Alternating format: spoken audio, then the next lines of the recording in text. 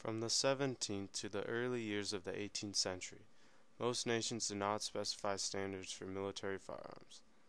Though firearms had become the predominant weapon on the battlefield by the 18th century, there was little standardization in their design and manufacture. This led to increased difficulties in supplying ammunition and parts for the weapon. In an effort to solve these problems, the British Army introduced the land pattern musket in 1722. The weapon was a flintlock smoothbore musket that was produced in large quantities for over a century. In addition, the musket was fitted a socket allowing a bayonet to be fitted to the muzzle so that the weapon could be used as a pike in close fighting or defeating cavalry charges. The length of the land pattern muskets changed as the design evolved.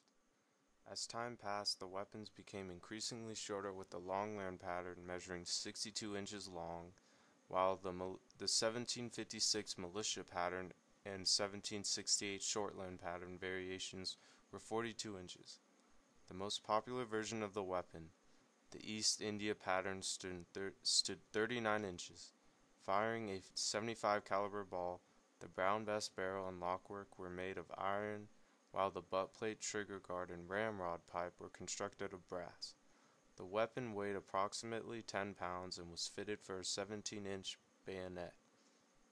The effective range of the land pattern muskets tended to be around 100 yards, though combat tended to occur with masses of troops firing at 50 yards.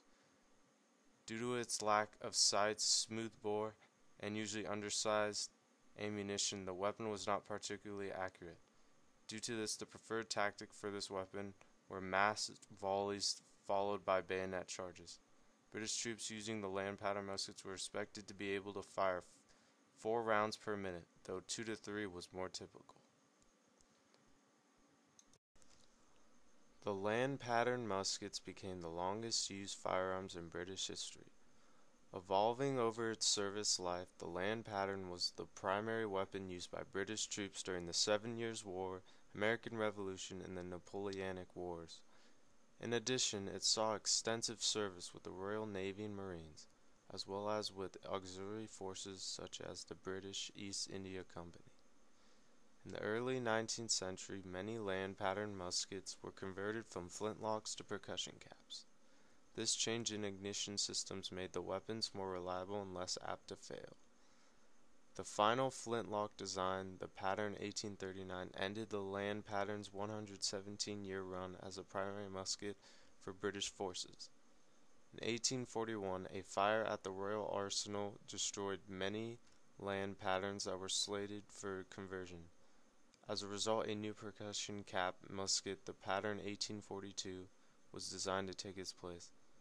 Despite this, converted land patterns remained in service throughout the empire for several more decades. This is a demonstration on how a typical British soldier would load and fire his brown bess. During the Napoleonic Wars. His main weapon, brown bess musket. This is a flintlock musket, which means that to fire, you've got to put some gunpowder, close the frizzer, lock him, and then you pull the trigger.